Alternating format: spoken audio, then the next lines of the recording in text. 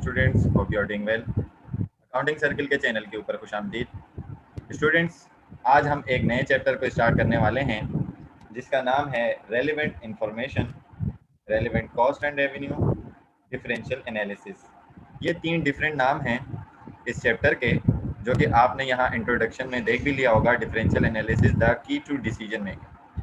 Basically इस chapter के अंदर हम कुछ रेलिवेंट इंफॉर्मेशंस के थ्रू अपने डिसीजन को देखेंगे कि हमने मुख्तलिफ डिसीजन में किस तरीके से डिसीजन लेना है और किस तरीके से किसी भी चीज़ को, प्रोडक्ट को, ऑर्डर को एक्सेप्ट करना है, ऐड करना है, रिजेक्ट करना है। अगर मेक और बाय डिसीजन की बात करें तो मेक करना है और या बाय करना है, तो इस तरीके की हम चीज़ देखेंगे। तो अगर हम यहाँ पर बात करें सबसे पहले कि व्हाट इज़ रेलिवेंट इन्फॉर्मेशन।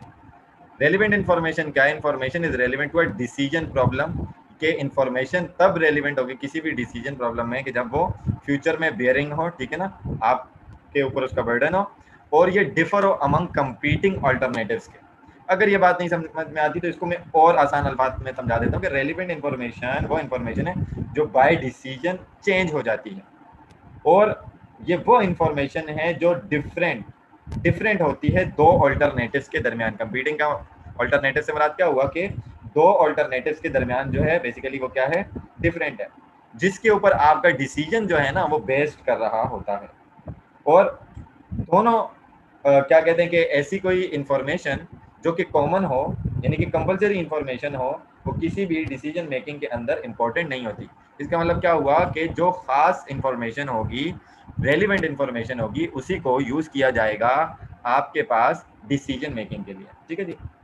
तो अब बात ये करते हैं कि आपका जो कंपैरिजन होता है ना, रीजन फॉर कंपैरिजन में आपको बताने लगा हूं कि सेल की बेस के ऊपर कभी भी आप कंपैरिजन नहीं करते कि एक कंपनी है उसकी सेल ज्यादा है, एक कंपनी है उसकी सेल थोड़ी कम है, तो आपने डिसीजन ले लिया कि ओहो इसकी तो सेल कम है, इसको हटा दो। नहीं, आप सेल की बेस के ऊपर कभी भी डिसीजन मेकिंग नहीं करते। आप डिसीजन मेकिंग करते हैं कंट्रीब्यूशन मार्जिन की बेस के ऊपर, ठीक है ना। कि क्यों? कंट्रीब्यूशन मार्जिन बेसिकली क्या है? सेविंग्स है आपकी, कि भाई आपको बच कितना रहा है वेरिएबल कॉस्ट माइनस करवाने के बाद। ठीक है जी। और इसके अंदर फिर हम फर्दर इसके ऊपर बात करने वाले हैं। आगे संक कॉस्ट का पार्ट भी है, लेकिन उससे पहले मैं आपको एक और चीज बताने लगा हूँ जो आगे हमारे पास क्वेश्चंस और एग्जाम्पल में आएगी भी, जो कि है एक अवॉइडेबल कॉस्ट, एसी। उसकी डेफिनेशन बहरहाल मैंने यहाँ नहीं लिखी है। एक और होती है अनअवॉइडेबल कॉस्ट, ठीक है ना। ये आपको मैं लेक्चर में बता रहा हूँ, तो ये आप याद रख लीजिएगा। यहाँ स्लाइड्स में मैंने उसका पार्ट डाला नहीं है। अवॉइडेबल कॉस्ट कौन सी कॉस्ट होती है? वो कॉस्ट जो कि रुक जाती है या खत्म हो जाती है जब भी किसी भी एक्टिविटी को आप कंप्लीटली और पार्शियली ड्रॉप करते हैं, तो वो कॉस्ट आपकी क्या होती है? अवॉइडेबल कॉस्ट होती है, जो कि किसी भी एक्टिविटी के रुक जाने से खत्म हो जाए। ठीक है। तो इसका मतलब क्या हुआ? अनअवॉइडेबल कॉस्ट क्या है? उसका उलट है, यानी कि वो कॉस्ट जिसके ऊपर कोई भी फर्क नहीं पड़ता किसी भी एक्टिविटी के खत्म होने से या ड्रॉप होने से। ठीक है जी। तो इसके बाद आपके पास जो नेक्स्ट पार्ट है वो क्या है? Identifying relevant cost and benefit, जिसके अंदर आपका पहला कॉन्सेप्ट है संक कॉस्ट का। देखें, संक कॉस्ट क्या होती हैं? वो कॉस्ट जो ऑलरेडी इनकर्ड हो चुकी हैं, ठीक है ना। अब आप इनको रिव्यू से या बाय डिसीजन चेंज नहीं कर सकते। या आप ये कह लें कि आपने अभी जो है कॉन्ट्रैक्ट बना लिया है और फ्यूचर में आप पेमेंट्स करेंगे, तो आप पेमेंट्स के ऊपर से विड्रॉल नहीं ले सकते, ठीक है ना। यानी कि ये संक कॉस्ट है, अब ये इनकर्ड हो गई तो हो गई। They do not affect any future cost, किसी फ्यूचर कॉस्ट को अफेक्ट नहीं करेगी और कभी भी चेंज नहीं होगी करंट या फ्यूचर एक्शन से। यानी कि by your decision, by your review, जब आप रिव्यू करते हैं किसी भी इस कॉस्ट के ऊपर, तो ये चेंज नहीं हो रही होती है। तो it means sunk cost are irrelevant to the decision. जो भी आपकी डिसीजन मेकिंग होती है, संक कॉस्ट उससे इररेलेवेंट होती हैं, because this cost have already been incurred. ठीक है जी। उसके बाद हम आपको इस चीज़ के ऊपर, यानी कि डिसीजन कैसे लेना है, वो समझाएंगे। एक छोटी सी एग्जांपल से फिर आपको इसके डिसीजन के कुछ पार्ट बताएंगे, कुछ टेक्निक्स बताएंगे कि किस किस तरह के मेथड आपके होते हैं। तो देखें, एक रेलिवेंट कॉस्ट का सिंपल सा क्वेश्चन आपके सामने करेंगे। World wide Airways is thinking about replacing a 3-year-old loader with a new more efficient loader. ठीक है ना। उनके पास एक 3 साल पुराना लोडर रखा हुआ है जिसको वो न्यू लोडर से रिप्लेस करना चाहते हैं, जो कि उससे ज़्यादा अच्छा एफिशिएंट लोडर है। अब न्यू लोडर की जो है यहाँ पर लिस्ट प्राइस दी हुई है 15,000 है। उसके ऊपर सालाना जो खर्चा आएगा वो कितना आएगा? 45,000 का। यानी कि अगर टोटल में कर लूँ तो ये 60 का खर्चा बन जाता है। ओके, 60,000 का। एक्सपेक्टेड लाइफ इन ईयर कितनी सर्विस देगा, 1 साल की। ओल्डर की बात करें तो उसकी ओरिजिनल कॉस्ट कितनी थी, वो तो पहले वाले से भी ज़्यादा थी, 1 लाख की। उसकी जो रिमेनिंग बुक वैल्यू जो रह गई है वो कितनी रह गई है, 25,000। इसका मतलब 75,000 से डेप्रिशिएट हो चुका है आपके से। डिस्पोजल वैल्यू जो प्रोसीड करेंगे आप, यानी कि इसको आप बेचेंगे तो 5,000 ही मिलने वाले हैं, और इसके जो सालाना वेरिएबल एक्सपेंसेस है वो आप 80,000 बेयर कर रहे हैं। रिमेनिंग लाइफ जो रह गई है वो कितनी है, 1 साल की रह गई, ठीक है ना।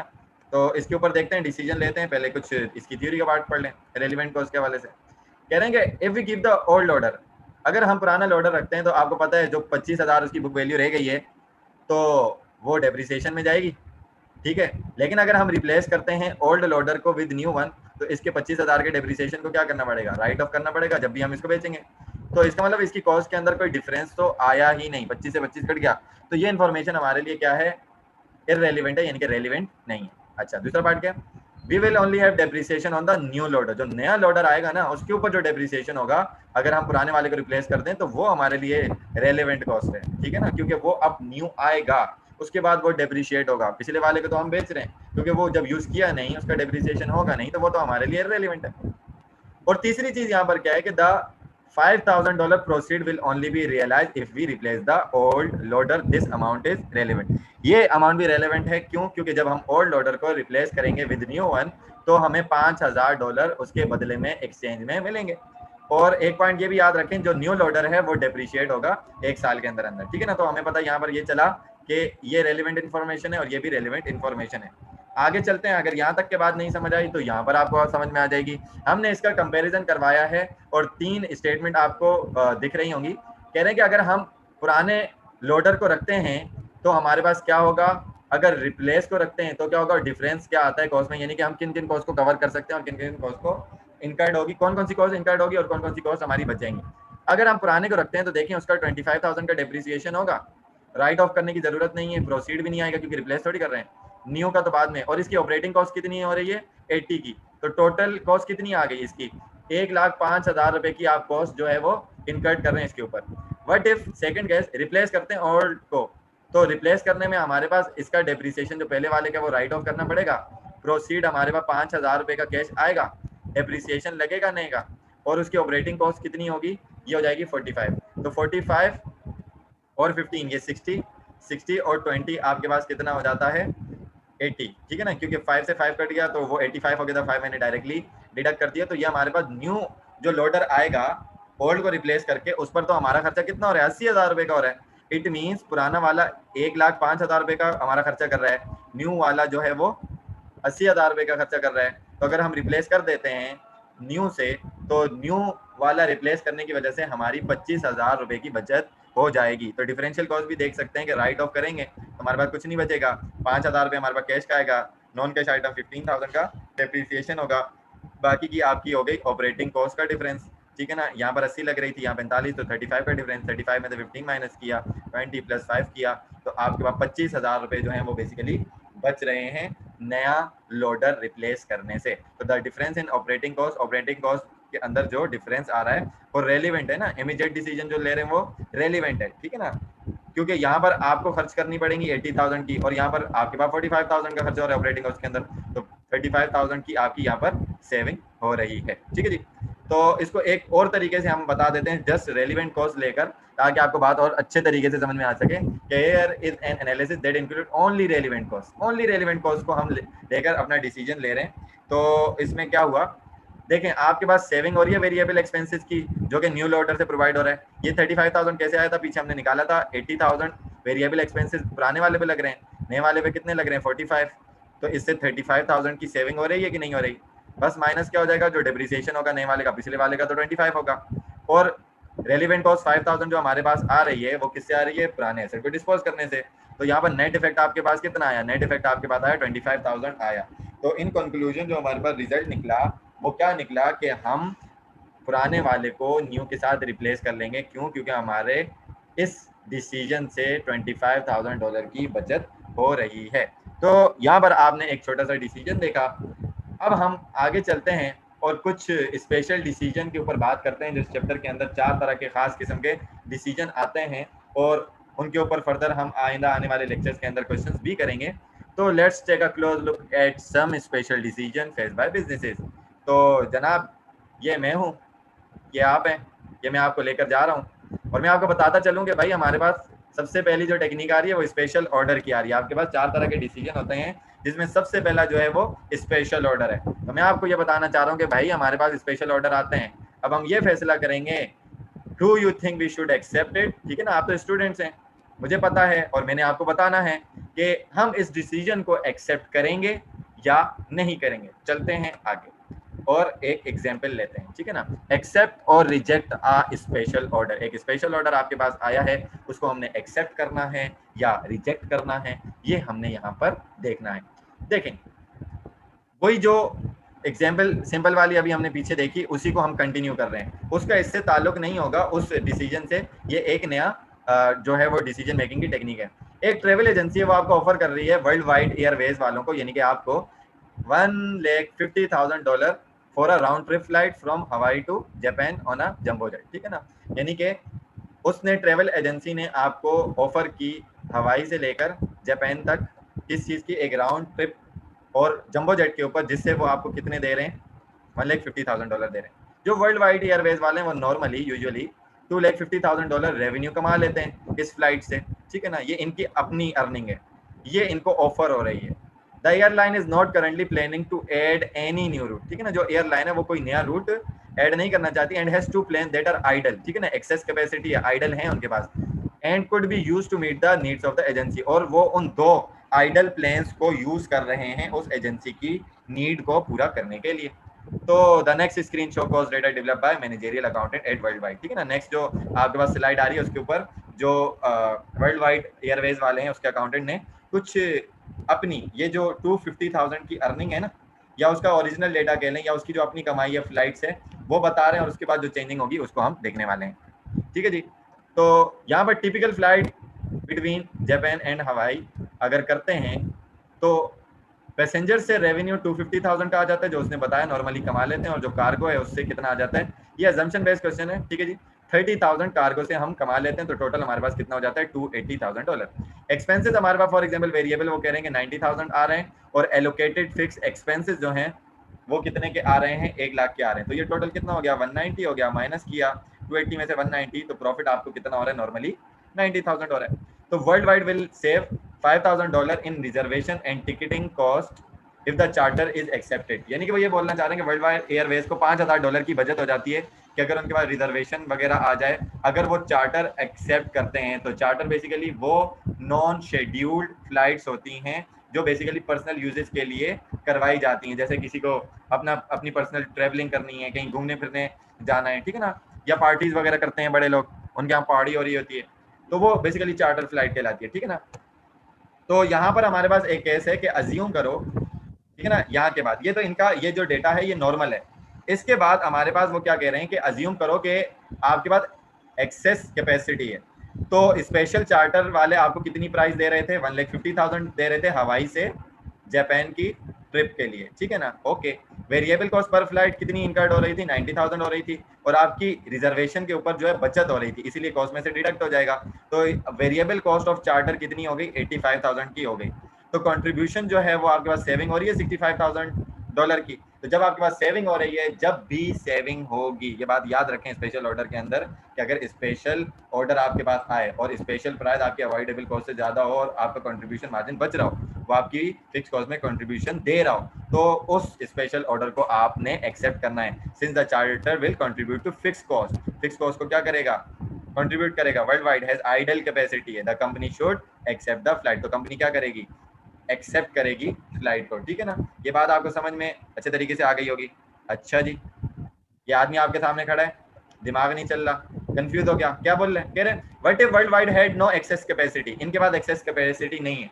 अच्छा okay, if world wide adds the charter, charter को अगर ऐड करते हैं यानी कि नॉन शेड्यूल्ड फ्लाइट्स को ऐड करते हैं, it will have to cut its least profitable route that currently contributes 80,000 to fix cost and profit. ठीक है ना, एक केस दे दिया उसने आपको, कह रहे हैं कि अगर आपके पास एक्सेस कैपेसिटी नहीं है और आप चार्टर को ऐड करते हैं यानी कि नॉन शेड्यूल्ड फ्लाइट लेते हैं, तो इनका जो अपना लीस्ट प्रॉफिटेबल रूट है जिससे ये करंटली $80,000 का कंट्रीब्यूशन मार्जिन कमा रहे हैं, अपनी फिक्स कॉस्ट कवर हो रही है इनकी और इनका प्रॉफिट हो रहा है, तो should world wide still accept the charter, क्या अब भी वर्ल्ड वाइड एयरवेज वाले इस चार्टर को एक्सेप्ट करेंगे? बाबूजी अभी आपका आंसर देते हैं, आ जाओ भाई। आ जाओ। अज्यूम नो एक्सेस कैपेसिटी, आपके पास एक्सेस कैपेसिटी नहीं है। तो देखें, स्पेशल प्राइस चार्टर एजेंसी कितनी ऑफर कर रही थी? 150, वही पहले वाली ओरिजिनल। वेरिएबल कॉस्ट कितनी थी? 90। रिजर्वेशन कॉस्ट आपको बच जाती थी 5000, तो वेरिएबल कॉस्ट ऑफ चार्टर कितनी हुई? 85,000 की। और जो आपकी अपॉर्चुनिटी कॉस्ट है, जो आप अपने सिंपल रूट से 80,000 का कंट्रीब्यूशन मार्जिन लॉस कर रहे हैं, तो ये आपके पास लॉस्ट हो रहा है। 80 प्लस 85 ये कितना हो जाएगा? ये 185 हो जाएगा, ठीक है ना। यानी कि ये आपका पूरा एक तरीके से एक्सपेंस हो रहा है, लॉस्ट हो रहा है। तो 150 में से 165 जब आपने माइनस किया तो आपके पास क्या आया? आप तो 15,000 का आपको लॉस हो रहा है। जब आपको लॉस हो रहा है तो क्या होगा? World wide has no excess capacity. जब एक्सेस कैपेसिटी नहीं है, so it should reject the special charter. Special charter को रिजेक्ट करना पड़ेगा। रिजेक्ट नहीं करेगा तो इसको नुकसान होगा, ठीक है जी। आई होप कि ये डिसीजन आपको अच्छे तरीके से समझ में आ चुका होगा। तो अब यहाँ पर एक और बात भी स्पेशल ऑर्डर के हवाले से देख लें। ऐसे ही एक की पॉइंट है कि विद एक्सेस कैपेसिटी, जो एक्सेस कैपेसिटी के साथ आपने किया, रेलिवेंट कॉस्ट जो होती है वो यूजुअली वेरिएबल कॉस्ट होती हैं, जो कि स्पेशल ऑर्डर के साथ जो है एसोसिएट कर रही होती है। और जो मैंने आपको एक डिसीजन बताया कि भाई आपने कैसे एक्सेप्ट करना है, कि जब भी स्पेशल ऑर्डर की प्राइस ग्रेटर हो अवॉइडेबल कॉस्ट से, ठीक है ना, avoidable cost in variable cost, तो आपने एक्सेप्ट करना है, ठीक है ना। स्पेशल ऑर्डर जो है उसकी जो प्राइस है वो ग्रेटर देन हो किससे? अवॉइडेबल कॉस्ट, ठीक है ना। Avoidable cost in variable cost से अगर ग्रेटर देन हो तो आपने ऑर्डर को एक्सेप्ट करना है, ठीक है ना। और दूसरे केस में क्या कह रहे हैं? Without excess capacity, same as above, इसी जैसा। But opportunity cost of using the firm facilities for the special order are also relevant. यहाँ पर एक चीज और भी रेलिवेंट हो जाती है, जो कि फर्म की फैसिलिटीज के अंदर अपॉर्चुनिटी कॉस्ट जो है वो यूज हो रही होती है। यानी कि जैसे वो पीछे एग्जांपल में आपने देखा 80,000 की जो कॉस्ट थी वो भी रेलिवेंट थी। क्यों? क्योंकि वो तो उसकी नॉर्मल फ्लाइट से वो कमाई हो रही थी।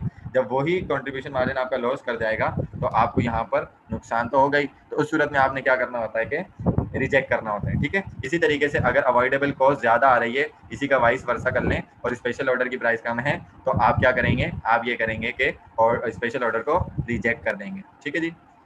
उसके बाद हमारे पास नेक्स्ट जो है वो डिसीजन मेकिंग का सेकंड मेथड आ रहा है, जिसको आउटसोर्स आप प्रोडक्ट और सर्विस कहते हैं, जिसका दूसरा नाम मेक और बाय डिसीजन भी है, ठीक है। क्या होता है? A decision concerning whether an item should be produce internally or purchase from outside supplier is often called make or buy decision, ठीक है ना। इसके अंदर हमने ये देखना होता है कि भाई कंपनी को इंटरनली वो प्रोडक्ट प्रोड्यूस करनी चाहिए या फिर बाहर से किसी सप्लायर से उसको खरीदना चाहिए। सिंपल अल्फाज में मेक करना चाहिए या बाय करना चाहिए। So let's look at another decision face by the management of world wide Airways, ठीक है ना। वो एक ही कंपनी, उसी के ऊपर हमने चारों डिसीजन पढ़ने और डिफरेंट उसके बाद एग्जांपल आएंगे। सो ये हमारा सुपरमैन जा रहा है और हम चलते हैं अपनी एग्जांपल के ऊपर। तो देखें जनाब, यहाँ पर आपको क्या कह रहे हैं? एन एटलांटा बेकरी जो है वो आपको ऑफर कर रही है, क्या ऑफर कर रही है कि भाई इन फ्लाइट आपको सप्लाई करेगी डेजर्ट्स 21 सेंट्स के ईच। एक जो डेजर्ट है, जो भी मिठाई में वो दे रहे हैं, केक वेक कुछ भी बांट रहे हैं, वो 21 सेंट्स का एक यूनिट दे रहे हैं आपको, ठीक है ना।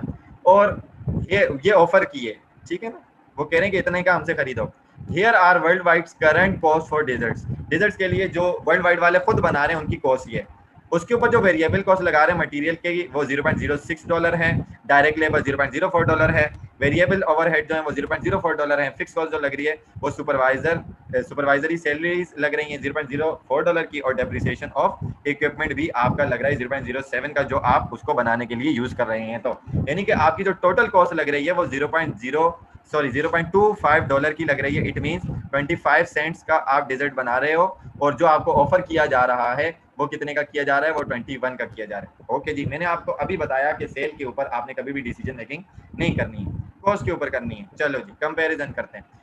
Not all of the allocated fix cost will be save, तमाम सेव नहीं होंगी if world wide purchase from the outside bakery, अगर बाहर से परचेज करता है तो यहाँ पर ये आप जो बना रहे हैं और जो आप आउटसोर्सिंग करके सेव करेंगे उसका कंपैरिजन करते हैं। देखें जी, आप डायरेक्ट मटेरियल लगा रहे हैं 0.06 का, डायरेक्ट लेबर 0.04, वेरिएबल ओवरहेड 0.04, और इसी तरीके से सैलरी, और ये डेटा पीछे से कॉपी किया हुआ है। यानी कि आप जो बना रहे हैं तो उस पर टोटल कॉस्ट कितनी आ रही है?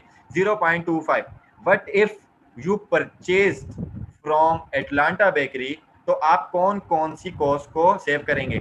डायरेक्ट मटेरियल नहीं लगाना पड़ेगा $0.06 का, डायरेक्ट लेबर नहीं लगानी पड़ेगी, वेरिएबल ओवरहेड नहीं लगाना पड़ेगा, और इसी तरीके से आपके पास सुपरवाइजरी जो सैलरी है वो भी क्या हो जाएगी? वो भी कम हो जाएगी, $0.01 की रह जाएगी, और डेप्रिसिएशन ऑफ इक्विपमेंट आप नहीं यूज कर रहे, ठीक है ना। तो डेप्रिसिएशन भी आपका यहाँ पर चार्ज नहीं होगा। इसका मतलब आपकी कितनी कॉस्ट सेव हो रही होगी, आपकी 0.15 की कॉस्ट सेव हो रही होगी। ठीक है जी। यानी कि आप अगर बाय करते हैं तो इसको मैं आगे बता देता हूँ।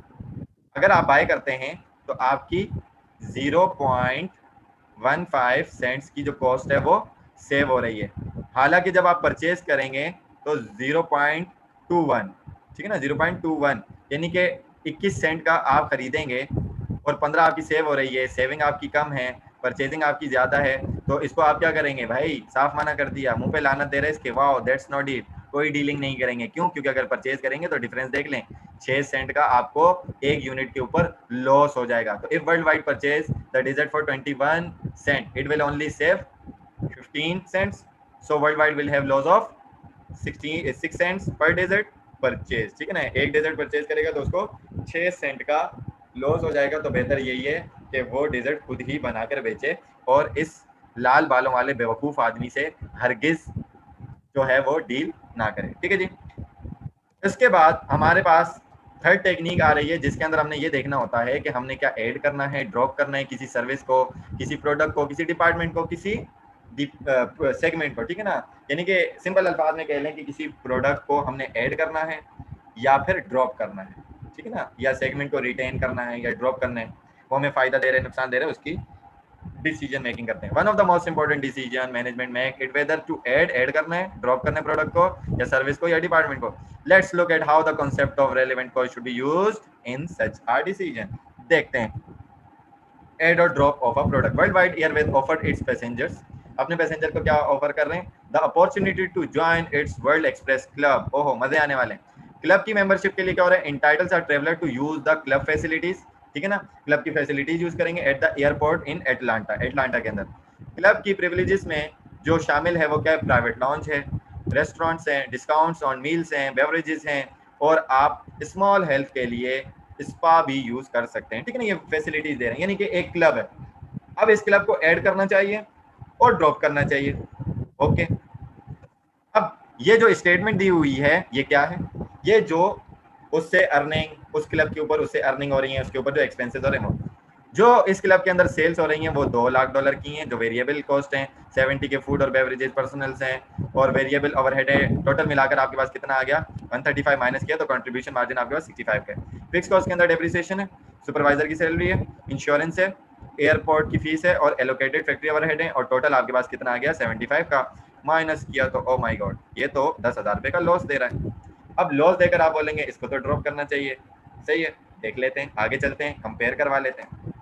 But if we keep the club, तो हमारे पास रिजल्ट वही पीछे वाले कॉपी किए हुए हैं, ये मैंने आपको दोबारा बताने की जरूरत नहीं है। ठीक है ना, जब हम रखते हैं जो ओरिजिनल डेटा था वही हमने रखा है कि 10,000 रुपये का लॉस हो रहा है। But if we eliminate the club, तो उससे क्या होगा, ना हमारा रेवेन्यू होगा जीरो, तो फर्क हमारे पास 2 लाख का आ जाएगा।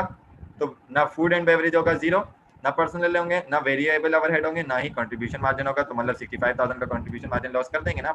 डेप्रिसिएशन तो आपका चार्ज होता रहेगा, सुपरवाइजर हट जाएगा, उसकी सैलरी नहीं आएगी, 20,000 का डिफरेंस। ओके, इंश्योरेंस देनी पड़ेगी, उसके बाद एयरपोर्ट की फीस जाएगी, एलोकेटेड फैक्ट्री ओवरहेड तो जा ही नहीं सकते। तो डिफरेंस कैसे आया, देखें, डिफरेंशियल 2,000 की कमी, यहाँ से आपकी कॉस्ट की भी कमी, कॉस्ट की कमी और ये कॉस्ट की कमी, कंट्रीब्यूशन मार्जिन 65,000।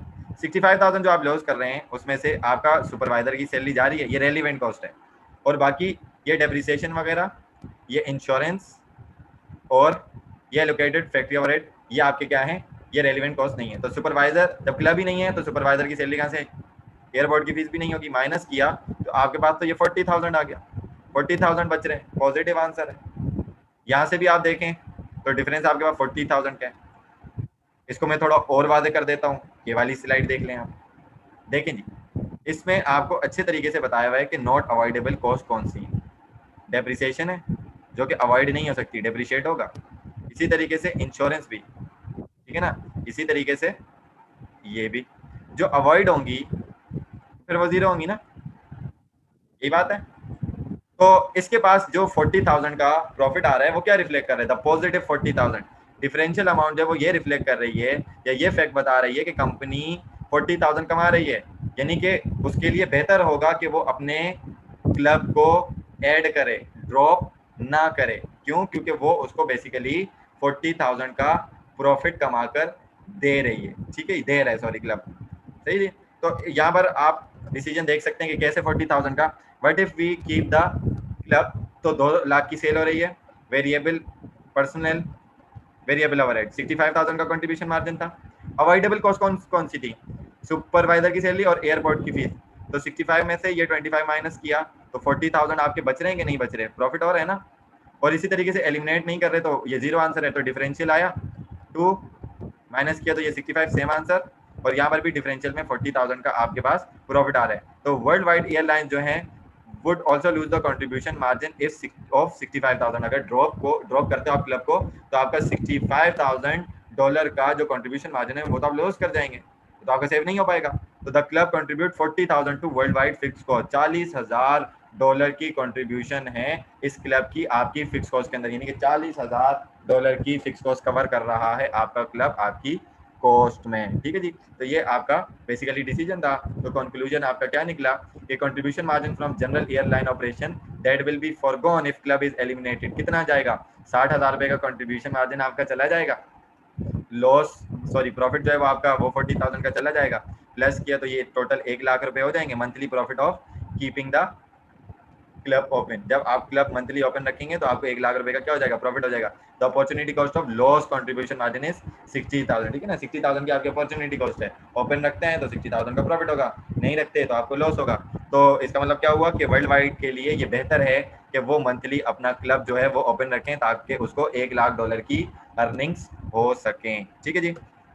उसके बाद हमारा जो लास्ट पार्ट है special decision in manufacturing firms के अंदर, दैट इज जॉइंट प्रोडक्ट, जिसको आप सेल और फर्दर प्रोसेस भी कहते हैं। देखिए जॉइंट प्रोडक्ट बेसिकली क्या है?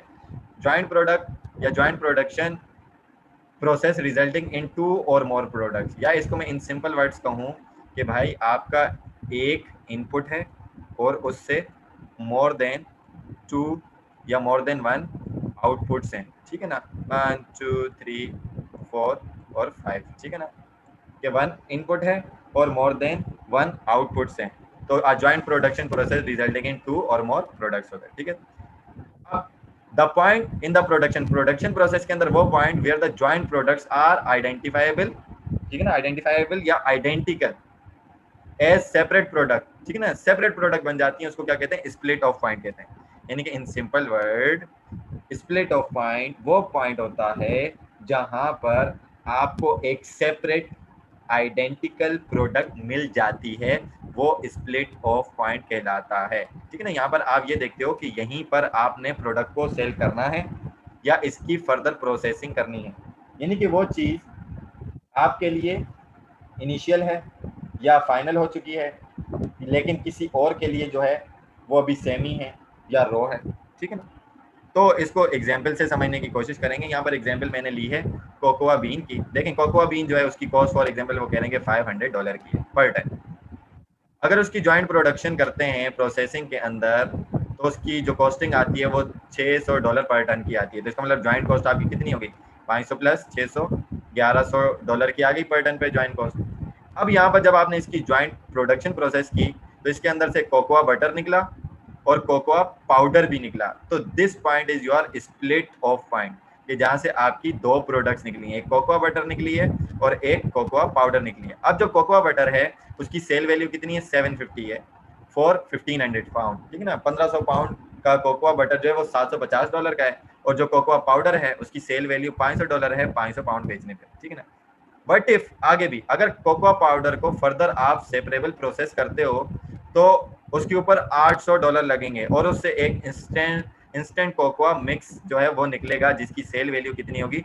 $2,000 की होगी, और वो कितना पाउंड बिकेगा? 500 पाउंड बिकेगा, यानी 500 इंस्टेंट कोकोआ मिक्स की जो सेल वैल्यू होगी वो कितनी होगी? $2,000 की होगी, ठीक है ना। तो इस पे हमने डिसीजन लेना है कि भाई यहीं पर हम इसको बेच दें कोकोआ पाउडर को या इसकी मजीद जो है वो प्रोसेसिंग करें, ठीक है जी।